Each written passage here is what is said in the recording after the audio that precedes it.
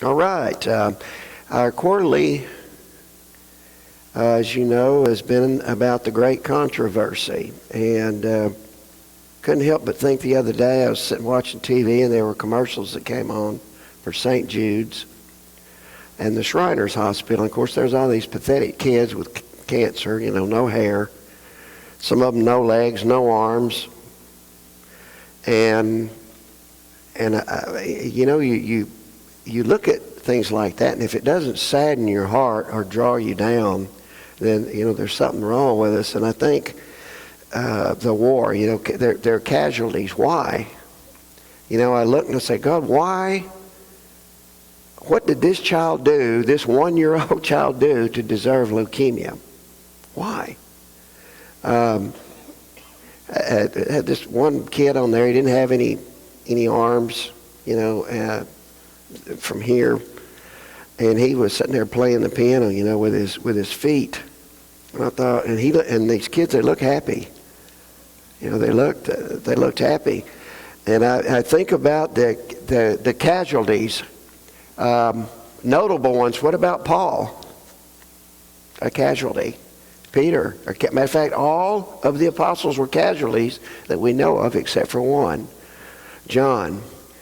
And this thing with evil and suffering, sin, evil, and suffering, today this is actually the 4th presentation, the last one that I'm going to share on this little series at the mission. I think 2 or 3 weeks ago we had number 3 here, but this is the last one that we're going to have today over there at the mission. And realize it or not, that this thing theologically, they have a name for it. It's called a theodicy, and it comes from the 2 Greek words meaning God and justice. And the idea is this: if God is good, if God is just, then why doesn't He do something about all the evil, all the suffering in the world? Matter of fact, that is probably one of the most preeminent hurdles for a person exercising faith in God. Some of them said, well, there must not be a God, because if there was, He wouldn't sit by and let this 2-year-old child die of leukemia. Or God of love wouldn't. So they can't process it.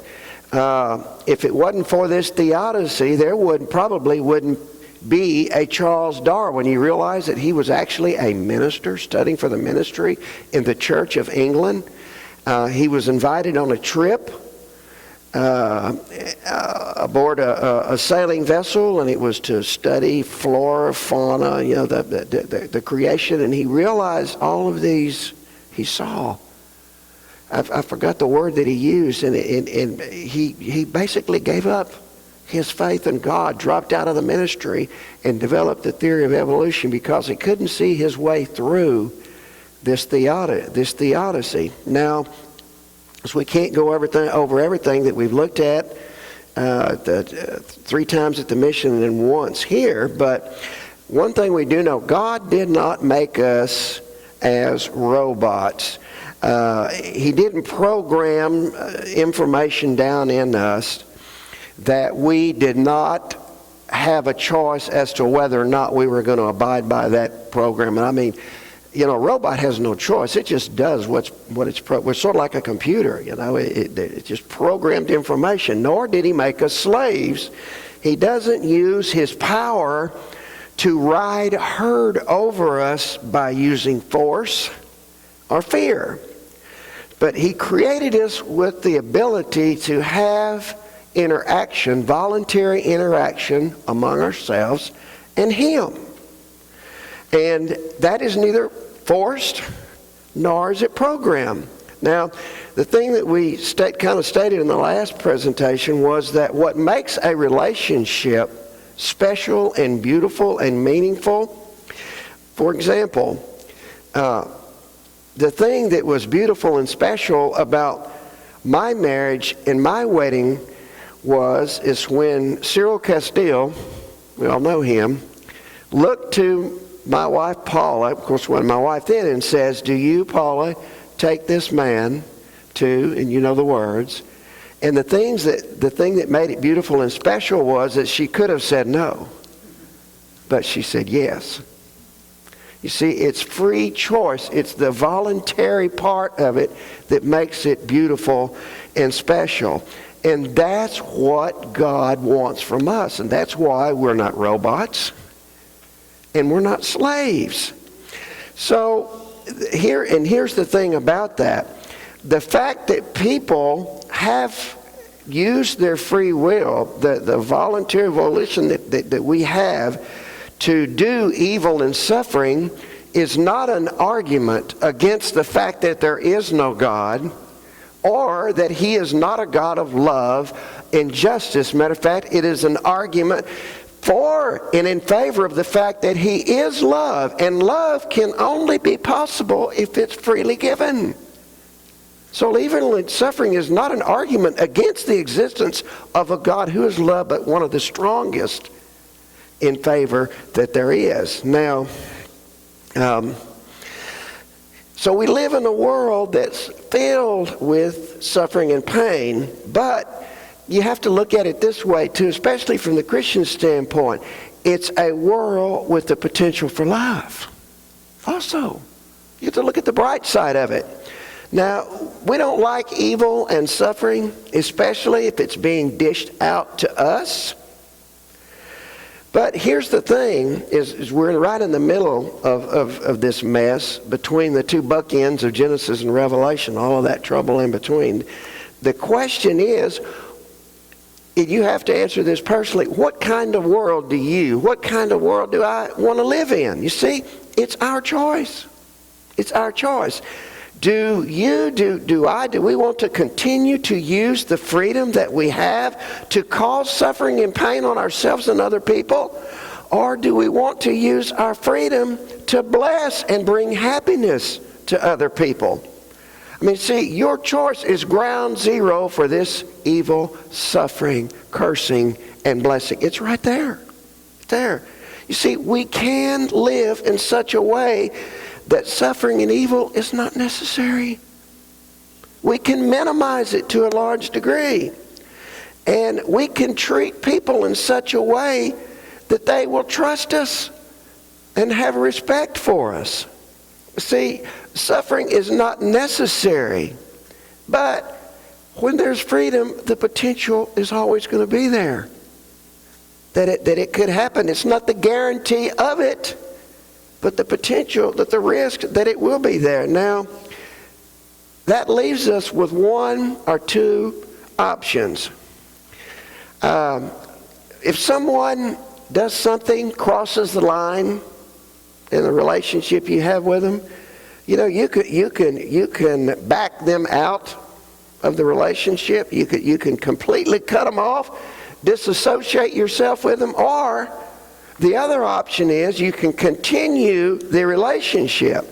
You can continue the fellowship. You can continue to love them and navigate your way through. Now, that doesn't mean, when you choose to do that, that doesn't mean it's going to be painless. Matter of fact, there's going to be pain associated with doing that. But at the same time, what you're going to have to do in that relationship, just like, for example, with a rogue teenager. You know, when they do things, you can't, there comes a point in a person's life where you can't micromanage everything that they do. And so you're going to have to take a choice. And sometimes they make bad choices. And you have to decide, am I going to kick them out of my life or am I going to keep them in? And if you decide to keep them in, then you're going to have to make some concessions. You may not agree with what they're doing, but you're going to have, of necessity, to make some measured concessions on their behalf and some compromises. You see, again, we can't micromanage people. God doesn't micromanage us. And when it comes to a child, we're going to have to let them exercise their freedom. And we hope that we've instilled in them principles and values so that when the time comes, they're going to make the right decisions. You see, this is basically what God is dealing with, but on a much larger scale with the human family.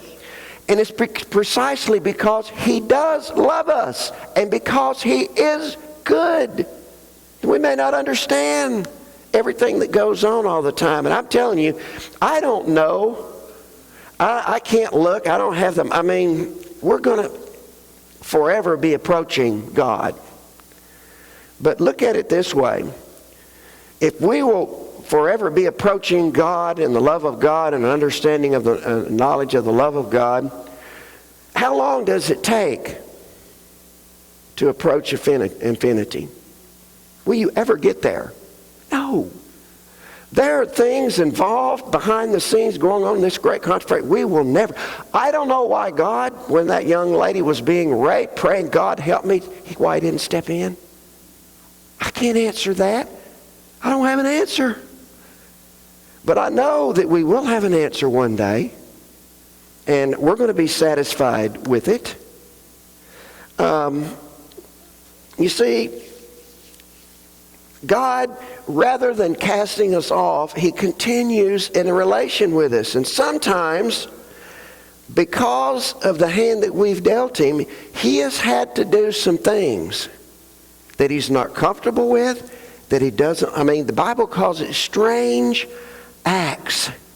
And these things have happened at different times during human history. And when we look at these things in the Bible, we have a difficult time processing. We don't feel good about it. For example, the flood. It's a problem for a lot of people. Sodom and Gomorrah.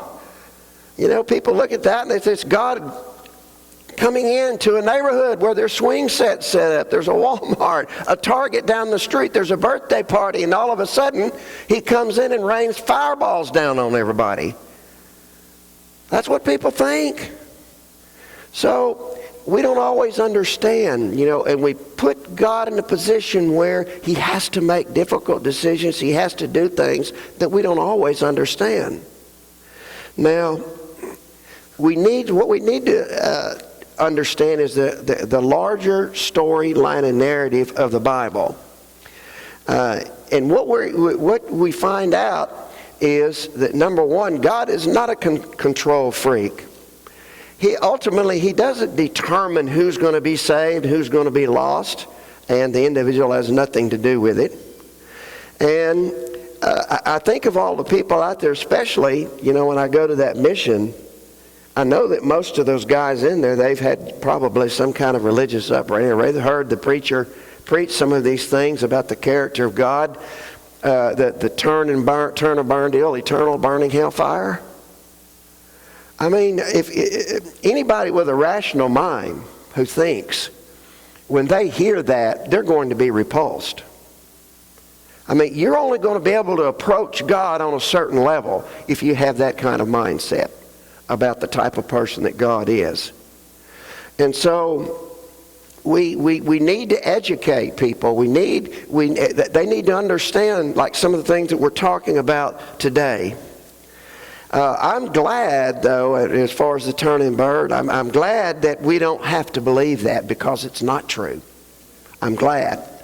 Now, of course, all of that stuff comes from Lucifer.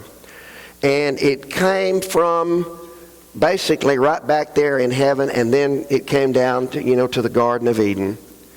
And I look at the Garden of Eden, and I think of Adam and Eve. And you've heard this before, a little rhyme, a little psalm. Humpty and Dumpty sat on the wall. Humpty and Dumpty had a great fall. All the king's horses, all the king's men couldn't put Humpty and Dumpty back together again. But then what happens? God shows up in the Garden of Eden with a message of hope. They're running away from him. And God says, but I can put Humpty and Dumpty back together again, but it's going to cost a tremendous cost. It's not easy. It wasn't easy for him, and it wasn't painless for him. Now, one thing that I noticed when we were at the mission, and a lot of the guys had questions about evil, the origin of evil, how it all started in the first place. And the Bible has this phrase called the mystery of iniquity. And I thought, well, why does it call it the mystery of iniquity?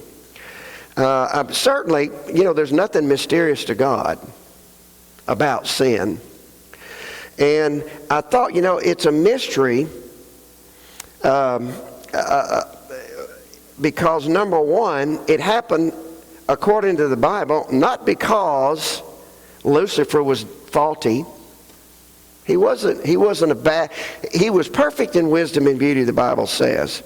And we also know that that sin happened, rebellion happened, not because God's government was faulty or there was something about the character of God that was less than perfect.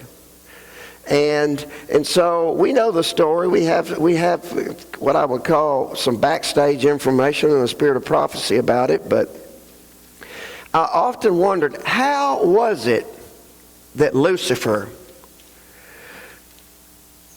how was he able? I mean, we're talking 1/3 of the angels of heaven. He was able to take 1/3 of those with him. Now, of course, we know it says there that Lucifer wanted the place of God. He wanted to exalt himself to the position of God. And so, from right there, we know that all evil and suffering is rooted in pride and self-exaltation. Anytime, and here's the thing, anytime when you're out living life, when you're out among people, when you feel this impulse or this feeling to raise yourself up, to want people to look at you like you're careful. Whose spirit is that? Satan. Satan. Shun it like the plague. And then, of course, we know that he took his rebellion down to the earth. He said God was restrictive, God was untruthful, you couldn't trust him. And the reason he was restrictive and the reason he was untruthful is because he was selfish.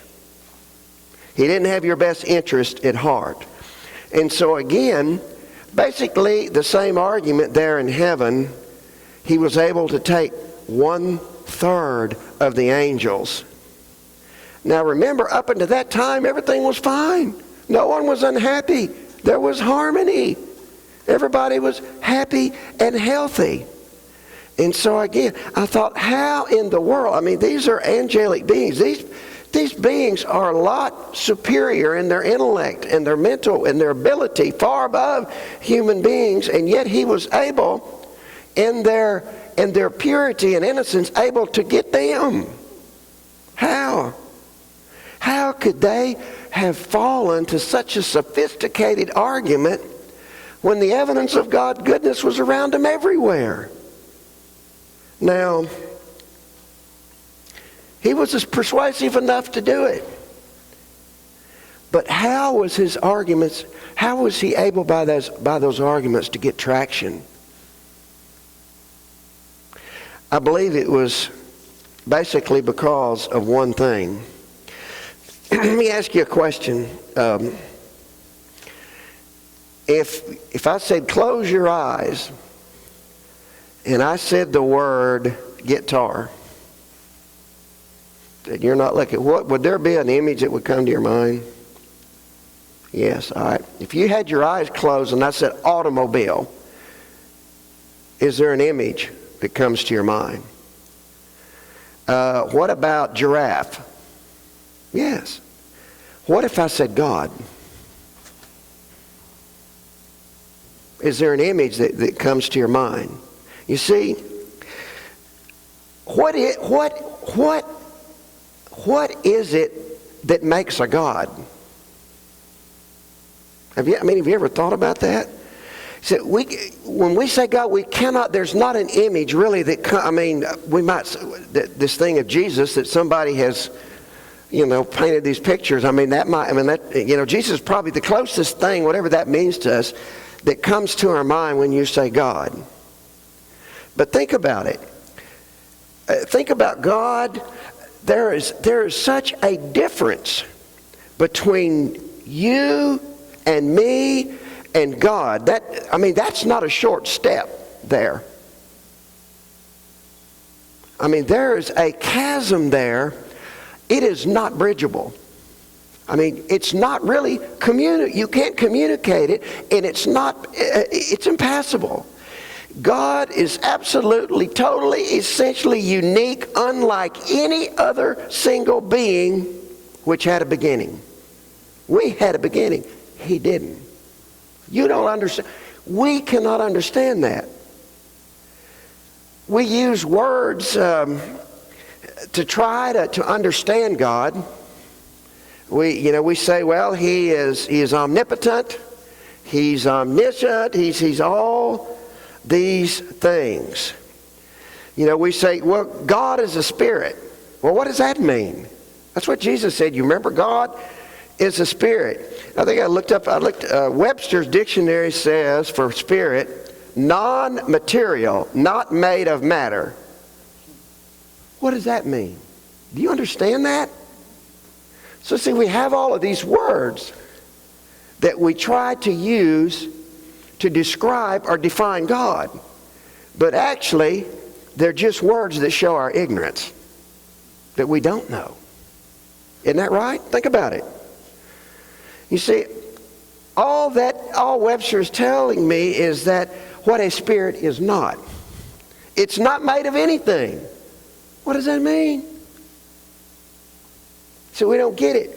We don't know what a God is, and we'll never know. Not in a gazillion billion years. It is a chasm. It is a separation that is not bridgeable between created and uncreated. We'll never know. You see, God's essential nature will always be a mystery to us. Now think about this. We're trying to answer the question, how is it that Lucifer was able to gain traction with his actions? Well, that's where we're headed. Think of it this way. When we say God, imagine yourself walking up to a door. And behind that door is God. I mean, it's this grand black monolith, His nature. And it's locked. That door is locked. But it's not locked on the inside by God. It's locked on the outside. And it's locked on the outside by nature of our finiteness. God's not hiding Himself or trying to be secretive. The door is locked because we are finite and we try to bridge that. We try to understand. Now, however, there's a peephole. And that peephole is the cross. John says, God is love. And if that's all we knew, that would be enough. That would be enough. But see, on the other side of that door is God in all His glory, in all His grandeur, all that stuff that makes God, God. God is love. And so we look into that, and that's what we see. That is the little peephole into the mystery of God. Now, other than that peephole, He's going to remain that way, that mystery forever, for eternity. Now, you remember God wanted to see Moses. And God basically said, now Moses, you don't know what you're asking. You don't know what you're asking. In your present condition, no man can look at my face and live. Basically, He was saying, you just implode.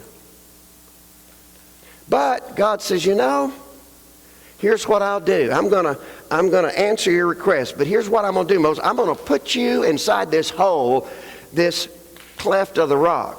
But Moses, that's not enough. Then I'm gonna have to put my hand over you, and I'm gonna walk past you, and you'll see my back parts. But that's it. That's all I can do. You see, the grandeur of God, who said, my ways are not your ways, and my thoughts are not your thoughts. He's not a creature. He's not a piano. He's not a guitar. He's not a giraffe. He's not a car. He's not a hippopotamus. We don't know what He is, what it means, but we know that He's love. Love is the fiber and fabric of what God is, what makes a God.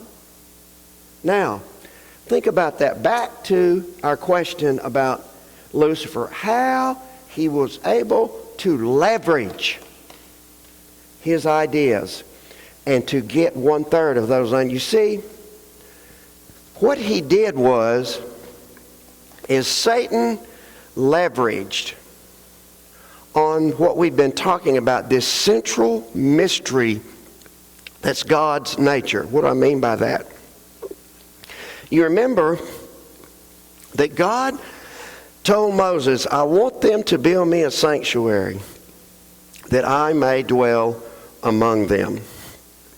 Now, I didn't have a poster, but as Adventists, you know what that sanctuary, there was a curtain, then there was another structure on the inside, and it was divided in half. But you notice, to get to God, you had to go through 1, 2, 3 barriers. Remember, there was a curtain there into the most holy place. Now, what that was basically saying was, and remember, the high priest could only go in there once a year. That means you just can't just go sauntering up to God just with any old flit. That doesn't work. Those 3 doors represented the mystery, what we'll be talking about, that is the essential nature of God. We will never, ever, ever, well, only one did. That was Jesus, our high priest. Now, you remember that back behind that 3rd barrier, the curtain, there was a piece of furniture, right? The Ark of the Covenant. And on either side, draped over in reverence, were what?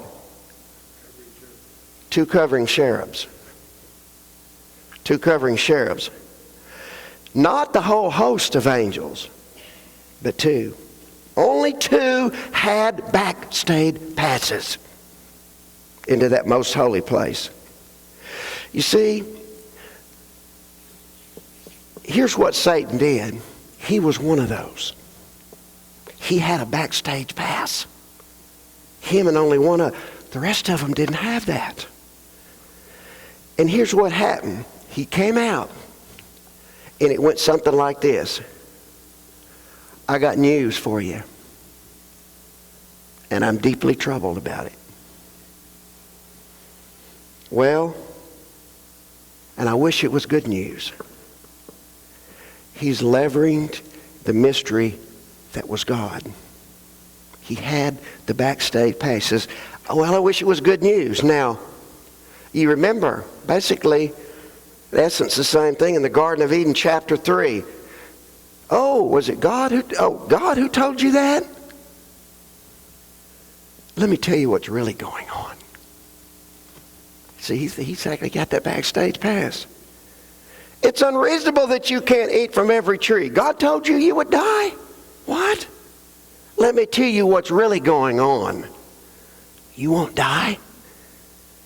In other words, is God pretending to be this big nice guy who has your best interest at heart?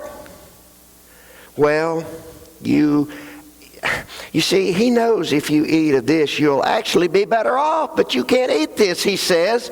But the real reason is that he doesn't want what's best for you.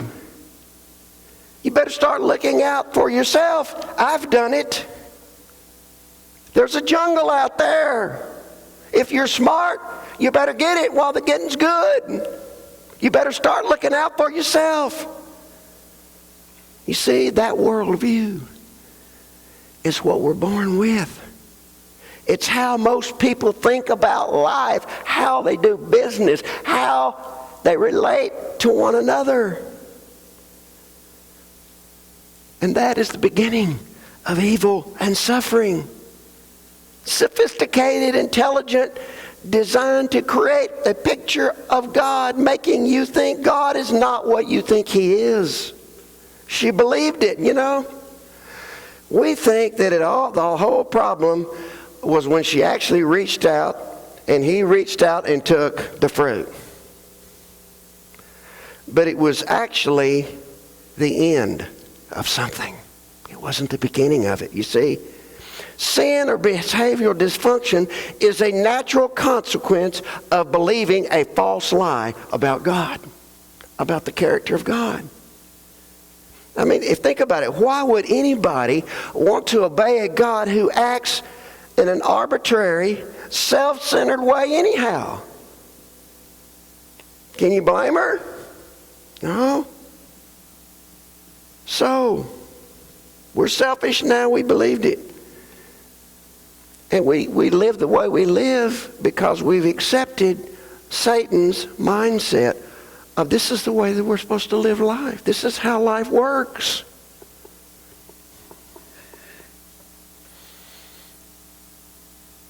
If somebody's going to be watching out for you, it better be you, because I tell you right now, it's not going to be God. That was his lie. That's what he said. So now we're wired that way. Everything we seem to do in life is rooted in that. Yes, say it again. Humpty Dumpty sat on a wall. Humpty Dumpty had a great fall. You know the rest of it. God said, I can fix it. But is it going to be costly? You see, the relationship between the family of God, Father, Son, Holy Ghost, and the family of earth was broken because of that lie. And the relationship that we have, man to man, is broken, estranged. But the problem is, God can't fix it in us until we first take personal responsibility. God came to Adam and Eve and said, did you eat of the tree that I commanded you not to eat? And I can see Adam. I mean, I could picture it just so plain. He's standing there. God looks him straight. Did you eat of the tree? And he starts feeling the pressure. Boy, the heat is coming down. And what is the first thing he does? He throws Eve under the bus. The woman. See, that's what sin does to us. The ones that are closest to us, the ones that we love the most, we'll throw them under the bus to save our own neck. You see, the moment it comes time to take responsibility for our choices, instead of taking the bullet, we blame somebody else. Oh, no, I wouldn't have done it. It wouldn't have happened if they hadn't. This is why. She made me do it. It's her fault. See, it's difficult to take personal responsibility for the things we do. We find it very, very hard. But God said, you've got to. You've got to. God comes to the garden. He tells Humpty and Dumpty some good news. I can fix it. There's a way escape from the circumstance that you're now in, that you put yourself in. And he wants to fix it. And he gives us an attitude of hope, forgiveness, and restoration. He told them, these fig leaves you're wearing, they're not going to do. It's not going to work. And so he takes them off and he gives them a covering, a coat. 2 innocent lambs die because of it. He makes some tunics of skin, forgiveness, acceptance, affirmation, a new start, and power to do it. He gives us sinlessness through Jesus Christ, and he gives us power to make the right choices and to go through with them. Again, ground zero. What kind of world do you want to live in? I had one preacher say, you know, at the end of time, when everybody's standing before God, there's going to be 2 kinds of people. And here will be the conversation. One group, hopefully I'm in that group, I'll say, oh, dear God, your will be done. Then there's going to be a silent group, and God's going to look at them, and he's going to say, okay, your will be done. And that's it. Your will be done. What is the choice that you want to make? There's a potential for love, and God has given us acceptance. He's given us righteousness, and I'm telling you, if you make the right choice, He will come in and enable you. He will restore us. He will put Humpty and Dumpty back together again. And that's what I want for me, and that's what I want for you. That's what I want for this church. May God help us and allow Him to do that.